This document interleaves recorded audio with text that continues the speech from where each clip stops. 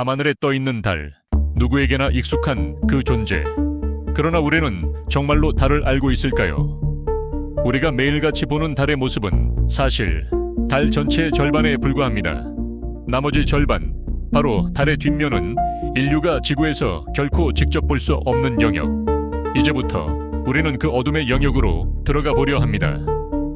1959년 인류는 소련의 루나 3호 탐사선을 통해 사상 최초로 달의 뒷면을 촬영했습니다. 그러나 공개된 사진은 대부분 흐릿하고 기이했습니다. 어떤 사진에서는 구조물처럼 보이는 형체가 포착되기도 했고, 일부는 마치 누군가 의도적으로 화질을 낮춘 듯한 흔적까지 보입니다. 그 뒤로도 수십 년간 수많은 우주 탐사선이 달을 탐사했지만 유독 달의 뒷면에 관한 고화질 정보는 거의 존재하지 않습니다. 왜일까요? 무언가 그곳에 감춰져 있기 때문은 아닐까요? 과연 그곳에는 외계 기지가 존재하는 것일까요? 혹은 고대 문명의 흔적이 남아있는 것일까요? 이번 이야기에서는 달의 뒷면을 둘러싼 수많은 미스터리와 음모론, 그리고 실제로 탐사 과정에서 밝혀진 과학적 사실까지 하나하나 파헤쳐 보겠습니다. 여러분이 이제까지 알았던 달은 이제부터 완전히 다른 의미로 다가올지도 모릅니다. 달의 뒷면, 그 어둠의 베일 속으로 함께 들어가 봅시다. 여기는 호랑이 토끼구레입니다.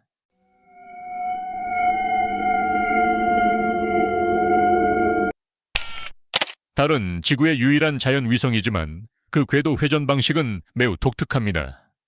달은 약 27.3일에 한 바퀴씩 자전하고 지구를 도는 공전 역시 약 27.3일입니다. 즉, 자전과 공전의 주기가 거의 완전히 일치한다는 뜻이죠. 이 현상을 동주기, 자전, 에싱크로너스 로테이션이라고 부릅니다. 결과적으로 달은 항상 한쪽 면만을 지구에 보여줍니다.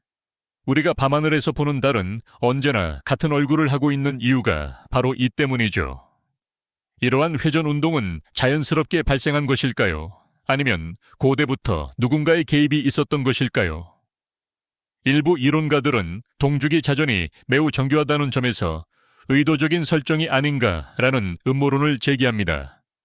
즉, 마치 무언가를 영원히 숨기기 위해 달이 항상 같은 면만을 지구에 보여주는 설계가 되었을 가능성도 고려해야 한다는 것입니다.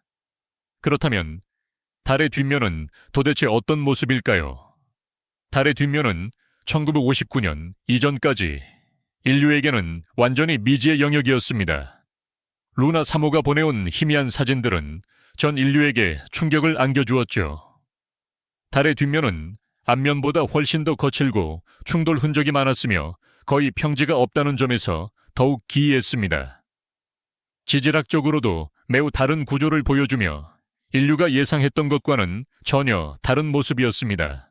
심지어 지질학자들은 달의 앞면과 뒷면이 아예 다른 행성처럼 보인다고 말하기도 했습니다. 달 앞면에는 거대한 바다라고 불리는 평지가 존재하는 반면 뒷면에는 그러한 특징이 거의 없고 대신 수많은 충돌 크레이터들이 어지럽게 흩어져 있습니다. 왜 그렇게 다를까요? 어떤 이론은 고대의 제2의 달과 충돌이 있었고 그 결과 뒷면의 지각이 심하게 변형되었다고 설명합니다. 그러나 또 다른 가설은 뒷면이 항상 우주 공간에 노출되어 있어 더 많은 운석 충돌이 일어난 결과일 뿐이라는 해석도 내놓습니다. 하지만 음모론자들은 다른 해석을 내놓습니다. 달의 뒷면은 인류에게 보여져선 안 되는 무언가를 숨기고 있다. 그 주장에는 다음과 같은 의문이 따라옵니다. 왜 유독 뒷면에는 기묘한 구조물처럼 보이는 형상이 존재할까? 왜 공개된 사진들은 유독 저화질이며 후속 탐사가 거의 이루어지지 않았을까? 왜 나사는 뒷면 관련 정보에 대해서만 유난히 말을 아껴왔을까? 왜 달 뒷면에만 유독 라디오 신호가 닿지 않는 무음지대가 형성돼 있는 것일까? 과학자들은 이러한 모든 현상을 자연적인 과정이라고 설명하려 합니다. 동주기 자전은 중력적 상호작용의 결과이며 충돌 흔적은 방향성 있는 우주 쓰레기나 소행성의 영향일 뿐이라는 것입니다. 그러나 사람들은 그렇게 쉽게 설득되지 않습니다. 그 이유는 간단합니다. 우리가 보는 달의 뒷면은 단 한 번도 우리의 눈으로 직접 본 적이 없기 때문입니다.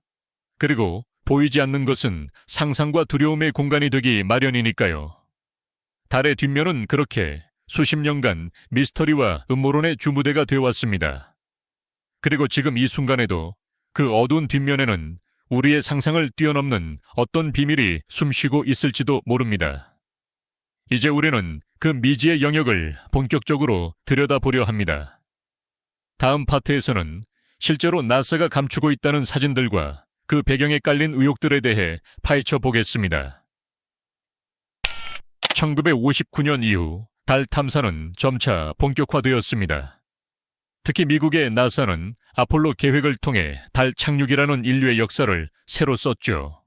그러나 아이러니하게도 그토록 많은 예상과 기술력을 투입하고도 달의 뒷면에 대한 고화질 자료는 극히 적습니다.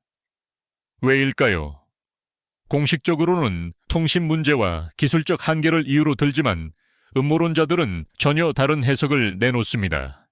나사가 공개하지 않은 수천 장의 달 사진들, 특히 뒷면과 관련된 사진 중 일부는 외계 문명과 관련된 형체가 담겨 있었다는 주장입니다. 1969년 아폴로 11호가 달에 착륙했을 당시 우주인들은 달의 앞면에 위치한 고요의 바다에 착지했습니다. 그러나 같은 시기 나사는 루나 궤도선 LO이라는 정찰 위성을 통해 달의 전역을 촬영 중이었고 수천 장의 사진이 지구로 송신되었습니다. 그중 일부 사진은 나사의 공식 아카이브에서도 누락되었거나 의도적으로 화질이 낮아졌다는 비판을 받았습니다. 일부 전문가들은 해당 이미지들의 해상도가 현대 기술에 비해 지나치게 낮다는 점을 들어 의도적인 정보 축소 가능성을 제기합니다. 특히 아폴로 16호 미션 중 캡처된 한 장의 사진은 지금까지도 논란의 중심에 서 있습니다. 배경의 달 표면 위로 마치 인공 구조물처럼 보이는 직선 형태의 그림자가 포착되었고 이 사진은 이후 삭제되었다가 민간 연구자들에 의해 복원되어 퍼지게 되었습니다. 해당 구조물은 삼각형 형태의 대칭을 띠고 있으며 자연적으로 생길 수 없는 형상이기에 달 기지설을 지지하는 핵심 증거로 자주 인용됩니다. 이뿐만이 아닙니다. 1980년대 전직 나사 사진 분석가였던 켄 존스턴은 기자회견에서 충격적인 발언을 합니다. 그는 나사 내부에서 근무하던 시절 달 사진들 중 일부가 의도적으로 지워지거나 수정되는 것을 목격했으며 뒷면에서 포착된 기이한 구조물 사진 몇 장을 자신이 개인적으로 보관했다고 주장합니다. 그가 공개한 사진 속에는 육면체처럼 생긴 구조물과 반사광을 띤 물체가 분명히 존재했습니다. 그는 그것이 단순한 돌이나 암석이 아니라고 말합니다. 또 다른 사진에는 원형의 거대한 플랫폼 위에 작은 구조물이 놓여있는 장면이 담겨 있었는데 그는 그것이 마치 활주로나 정거장처럼 보였다고 회상했습니다. 흥미로운 점은 이와 유사한 구조물이 이후 중국 창어 탐사선에 의해 다른 위치에서 다시 포착되었다는 사실입니다. 이는 단순한 우연일까요? 아니면 같은 실체를 다양한 각도에서 포착한 것일까요? 이런 주장에 대해 나사는 공식적인 입장을 내놓지 않았습니다. 그런 사진은 공식 기록에 없다는 답변만 되풀이할 뿐이었죠. 하지만 나사의 전임 고위 간부 중 일부는 내부 회의에서 정보 공개의 시기에 대한 논의가 실제로 오간 적이 있었다는 증언도 남겼습니다. 과연 무엇이 진실일까요? 음모론자들은 말합니다. 나사는 단순한 우주 개발 기관이 아니라 미국 정부의 전략적 목적을 수행하는 군사 조직이라고, 그리고 외계 존재의 존재 여부나 고대 문명의 흔적이 실제로 발견되었을 경우 그 정보를 일반 대중에게 공개하지 않도록 이미 오래전부터 내부 방침이 정해져 있었다고 주장합니다.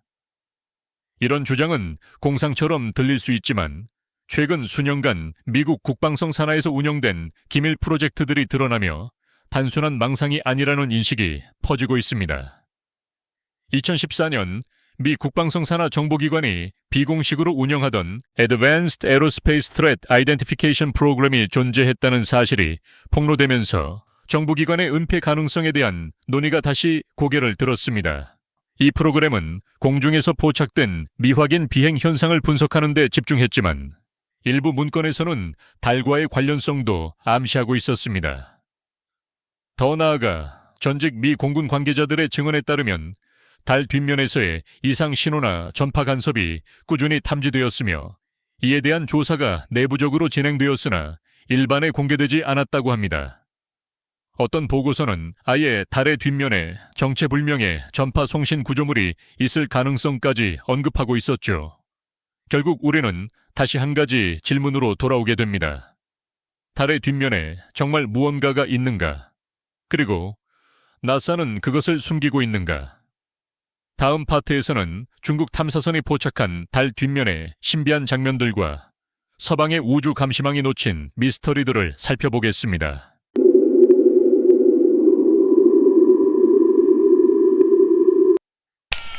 2019년 1월 3일 중국 국가항천국은 인류 역사상 처음으로 달의 뒷면에 착륙한 탐사선 창어 4호를 성공적으로 달의 뒷면에 착지시켰습니다. 착륙 지점은 폰 카르만 분화구로 달 뒷면 남극 근처에 위치한 고대 충돌 흔적이 겹겹이 쌓인 지역입니다. 이 지역은 과거에도 여러 차례 의문의 전파 간섭 신호가 포착되었던 곳이기도 하죠. 창어 4호의 착륙은 단순한 기술적 성취를 넘어 전략적, 과학적 의미가 매우 큽니다. 왜냐하면 달의 뒷면은 지구와의 직접 통신이 불가능한 이른바 무음지대이기 때문입니다. 이를 극복하기 위해 중국은 중계 위성 최차호를 먼저 라그랑주 L2 지점에 배치하고 이를 통해 지구와 통신을 연결하는 방식으로 전례 없는 달 탐사를 실행한 것입니다. 그런데 창거 4호가 탐사한 지역에서 전송된 사진과 영상 중 일부는 전 세계 미스터리 커뮤니티의 주목을 받게 됩니다. 공식 발표와는 달리 탐사 장비에 의해 포착된 이미지 중에는 다음과 같은 이상 현상이 포함되어 있었습니다. 바위처럼 보이지만 정육면체의 완벽한 각도를 가진 큐브형 물체, 규칙적인 간격으로 늘어선 일렬의 암석 구조물, 금속성 반사광을 보이며 정지된 작은 구형 물체, 일관된 대칭 구조를 가진 지형의 융기 형태, 특히 신비한 오두막, 미스테리어스 헛이라 불린 큐브형 물체는 세계적으로 큰 반향을 불러일으켰습니다. 중국 언론은 초기에 이 물체를 공식적으로 언급했지만 며칠 뒤에는 단순한 암석이라는 설명으로 정리했습니다. 그러나 초기 공개된 저해상도 이미지에서 보인 그 정교한 입체감과 그림자 위치는 단순한 암석이라 보기엔 무리가 있다는 반론이 이어졌습니다. 더 흥미로운 점은 이와 유사한 구조물이 나사 아카이브 이미지에서도 비슷한 형태로 확인된다는 점입니다. 민간 분석가들은 미국과 중국이 각자 다른 시점에서 같은 구조를 포착했을 가능성을 제기하며 해당 지형이 단순한 자연현상이라기보다 건축물 잔해일 가능성을 제시했습니다. 뿐만 아니라 중국 창어 미션과 관련된 내부 자료가 유출되며 또 하나의 의문이 떠오릅니다.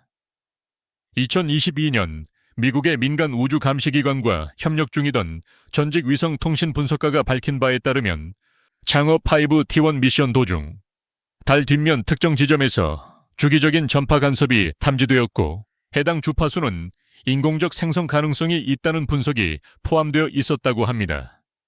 공개된 바는 아니지만 주기적 반복 패턴, 비자연적 전파 간섭, 정지 간헐 신호 등은 모두 인공송신체의 존재 가능성을 뒷받침하는 특징입니다. 그런데 이 신호가 발신된 위치가 다름 아닌 창어 4호의 착륙 지점 인근이라는 사실이 밝혀지면서 사람들은 더 깊은 의문을 품기 시작했습니다. 중국은 왜 그 지점을 착륙지로 선택했는가? 미리 해당 지형에 대한 정보가 있었던 것은 아닌가? 이후 해당 신호에 대한 공식 발표가 없는 이유는 무엇인가? 또한 달 뒷면에서는 태양 방사선과 우주선의 간섭이 지구보다 훨씬 강력하게 관측됩니다.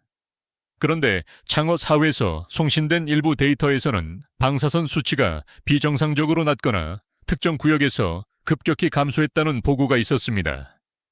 일부 과학자들은 이것이 일종의 인공적 차폐 구조 또는 지하 공간의 존재를 암시하는 것일 수 있다고 분석합니다. 이 모든 정황은 단순히 자연적인 환경 때문일 수도 있습니다. 하지만 그렇다면 왜 중국은 관련 데이터를 투명하게 공개하지 않고 주요 자료를 제한적으로만 보도했을까요? 더욱이 이후에 창어 6호 미션이 뒷면 시료 채취를 위한 구체적 위치를 극비로 운영하고 있다는 사실은 그들이 무언가를 숨기고 있을 가능성을 더욱 짙게 합니다. 달의 뒷면은 지구 어느 곳보다 외부 간섭에서 자유롭고 우주 신호를 탐지하기에 최적의 장소입니다. 하지만 그만큼 무언가를 숨기기에도 가장 적합한 장소라는 점에서 점점 더 많은 의문이 쏟아지고 있습니다. 다음 파트에서는 이 모든 단서를 종합해 달의 뒷면에 실제로 존재할 수도 있는 것에 대해서 깊이 있는 추론을 해보겠습니다. 이제 우리는 그간 쌓아온 수많은 단서들을 바탕으로 하나의 질문에 도달하게 됩니다. 달의 뒷면에는 정말로 무언가가 존재하는가? 수많은 정황과 목격담, 그리고 분석을 통해 의심받아온 존재. 그것은 다름 아닌 달 기지입니다.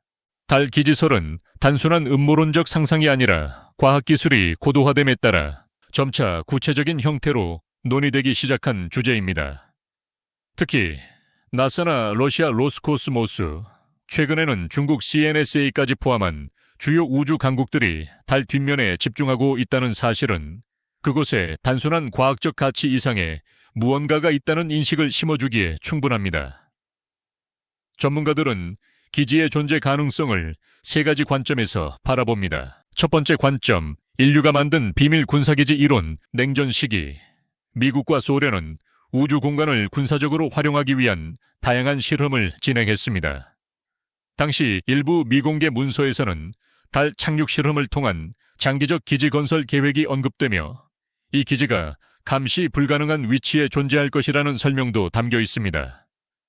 특히 1970년대 미공군과 나사가 공동 진행한 프로젝트 호라이즌은 달 표면에 군사 전초기지를 건설하고자 했던 실제 계획으로 이 문서에서는 뒷면 기지가 정보 차단과 기밀성 유지에 최적이라고 명시되어 있습니다.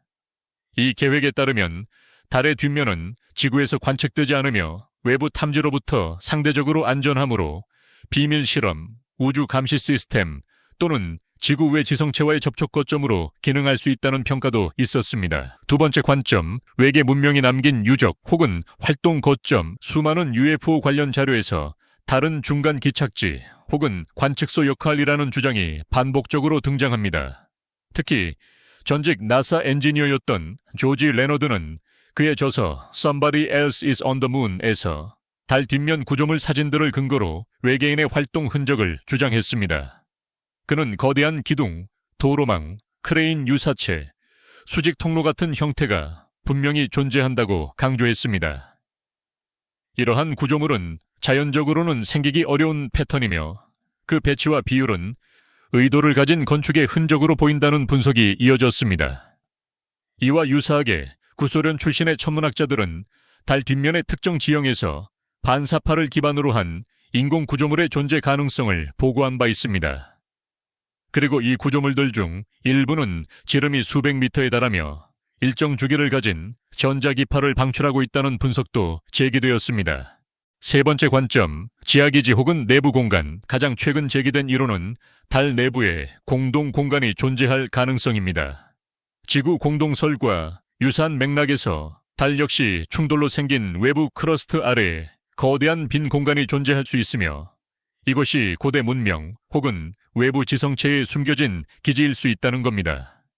2020년 이후 공개된 나사의 그레일 중력지도 분석 결과에 따르면 달 내부에는 밀도가 낮은 비정상적인 공동 지형이 확인되었고 이는 대규모 공동이 존재할 가능성을 암시합니다. 일부 학자들은 이를 하위 크러스트 공동 홀로우 섭쉘이라 명명하며 이 공간이 단순한 자연 공동이 아니라 열 보존, 전파 차폐 등의 기능을 갖는 인공 공간일 수 있다고 주장합니다. 게다가 달의 뒷면은 태양풍, 전파 간섭, 지구 방사선 등에서 자유롭기 때문에 장기 은신이나 기술적 실험을 진행하기에 이상적인 환경이라는 점도 이론을 뒷받침합니다. 실제로 지구 방사선 차폐율이 가장 높은 구역은 달 뒷면의 특정 분화구 내부로 이는 인공실험 또는 생명체 보호기지로의 사용 가능성을 높입니다. 이제 우리는 또 다른 질문에 봉착합니다. 만약 정말로 기지가 존재한다면 그 목적은 무엇일까? 지구 감시, 은하간 중계지, 아니면 우리가 아직 이해하지 못한 제3의 문명의 흔적일까요? 일각에서는 달의 뒷면이 외계 지성체의 과거 관측소 역할을 했으며 이 지점이 지금도 인류를 관찰하거나 태양계를 통과하는 또 다른 문명과의 관문 역할을 수행할 수 있다는 가설을 제기합니다. 더 나아가 일각에서는 달 자체가 인공 구조물이라는 극단적인 설까지 존재합니다. 이 이론은 달의 궤도, 밀도, 회전 주기 등이 지구 관측에 매우 최적화되어 있다는 점을 근거로 들며 이 모든 것이 단순한 자연의 산물로 보기엔 지나치게 정교하다는 논지를 펼칩니다. 지금까지 드러난 단서만으로는 명확한 결론을 내리기 어렵습니다. 하지만 하나는 확실합니다. 달의 뒷면은 인류가 보지 못하도록 되어 있는 영역입니다. 기술로, 우연으로 혹은 의도적으로 가려진 그 어둠의 공간, 그곳에 무엇이 있든 간에 그 진실은 아직 드러나지 않았습니다. 그리고 마지막 파트에서는 이 모든 미스터리의 종착지로 향하는 길 위에서 또 하나의 놀라운 가능성에 대해 이야기해 보겠습니다.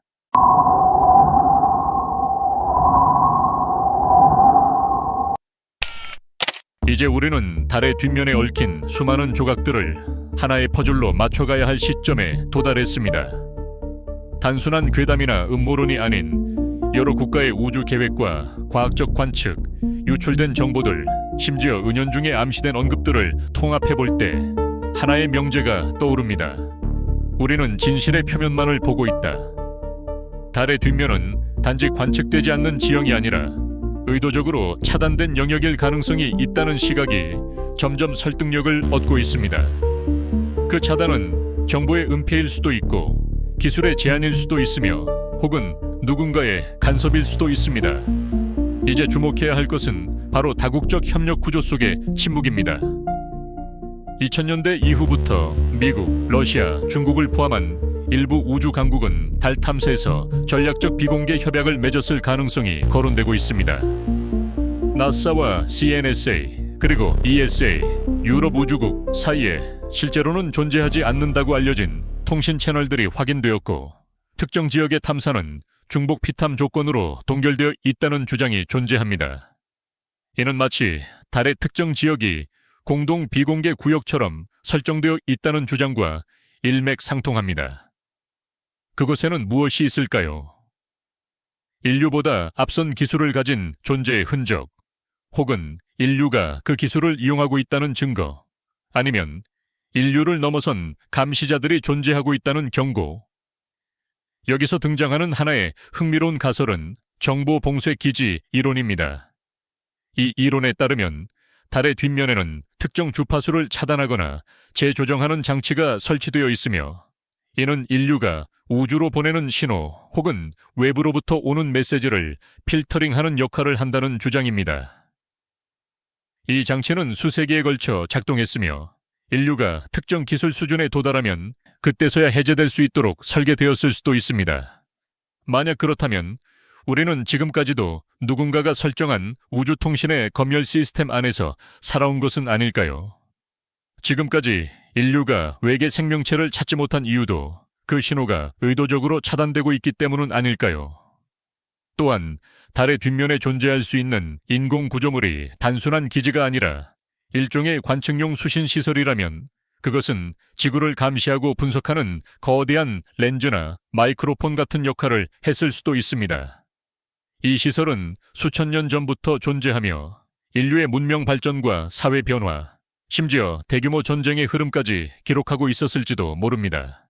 심지어 1969년 아폴로 11호의 달 착륙 당시 우주 비행사들이 일정 시간 동안 통신이 두절된 구간에서 무언가를 보고 놀라움과 공포를 표현했다는 암전 기록도 일부 음성 복원 기술로 복구된 바 있습니다. 이들은 거기에 있었다. 거대한 것들이다. 우리보다 앞서 있었고 우리를 지켜보고 있다. 비공식 대화록에 담긴 이 문장들은 이후 나사 공식 기록에서는 철저히 삭제되었지만 당시 기술진 중 일부가 은퇴 후 익명 인터뷰에서 이 구절의 실존을 증언했습니다. 또한 그들 중 일부는 달 표면에서 촬영된 사진 중 몇 장이 검열된 채로 보관되고 있으며 해당 사진들은 특정 구조물을 찍은 것으로 보인다고 전했습니다. 그렇다면 진짜 목적은 무엇일까요? 지구 문명의 진화 감시 혹은 다른 문명의 실험 관찰 대상이라는 전대미문의 시나리오도 무시할 수 없습니다. 일부 이론가들은 인류가 일정 수준의 기술력에 도달하기 전까지는 달의 진실을 알지 못하도록 설계되어 있다는 가설도 제시합니다. 이것은 일종의 우주 검역 시스템 혹은 지능 필터링 프로그램으로 불리기도 합니다. 즉, 지금은 개시되기 전의 시점이며 인류가 우주 개척이라는 상징적 관문을 넘는 순간 그 진실이 열릴 것이라는 이야기입니다. 이 진실의 문턱에서 우리에게 필요한 것은 기술이 아닌 깨달음일지도 모릅니다. 기술로 우주에 도달했을지라도 우리가 진정 우주의 일부로 받아들여지기 위해서는 윤리, 의식, 집단지성의 성장이 병행되어야 할지도 모릅니다. 그날이 올까요? 우리는 그 질문 앞에서 멈춰설 수밖에 없습니다. 하지만 하나 분명한 것은 그 질문은 이제 더 이상 일부만의 상상이 아니라는 사실입니다. 그리고 그 질문은 아직 끝나지 않았습니다.